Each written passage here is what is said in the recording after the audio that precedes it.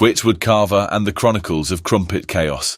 Ladies and gents, buckle up and grab your cuppers. Tonight's tale involves a toaster, a time-travelling tabby, and a village where physics goes on holiday. Let's dive in.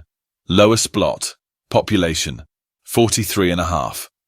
The Quantum Regulatory Agency's newest recruit, Dr. Penelope Puddlefoot, strode into the village, armed with a clipboard and a frown that could curdle milk. Beside her, Nigel, her intern, clutched a thermos of Earl Grey like it was the Holy Grail. "Ma'am," Nigel squeaked, "the report says it's raining teacups here, and the pub's serving ale from the future." Penelope adjusted her horn-rimmed glasses. "Rubbish, Nigel. Quantum anomalies are always exaggerated. Ouch!"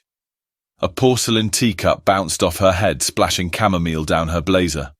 "Ah, you've met our weather," chirped Mayor Waddlebottom, a man with a handlebar moustache and a knack for ignoring the blindingly obvious.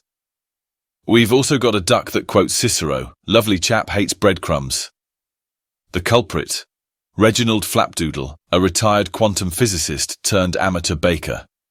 His shed housed the Quantum Toaster 3000, a device designed to perfect crumpets via temporal manipulation.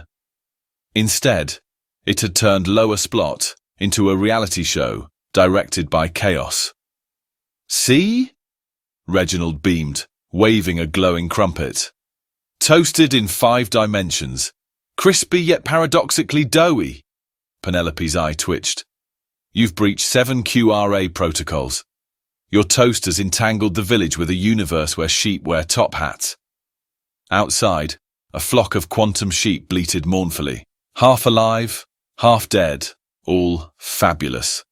Nigel, left to guard the toaster, accidentally pressed toast mode, multiverse.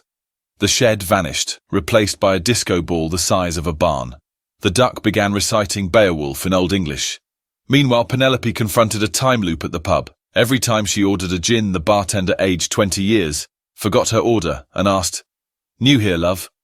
"Fix this," she barked into her walkie-talkie. Nigel's reply crackled, "I've lost the toaster." Also, the mayor's twins now. They're arguing over who's real. Enter Mr. Whiskers, Reginald's cat. Quotation marks necessary.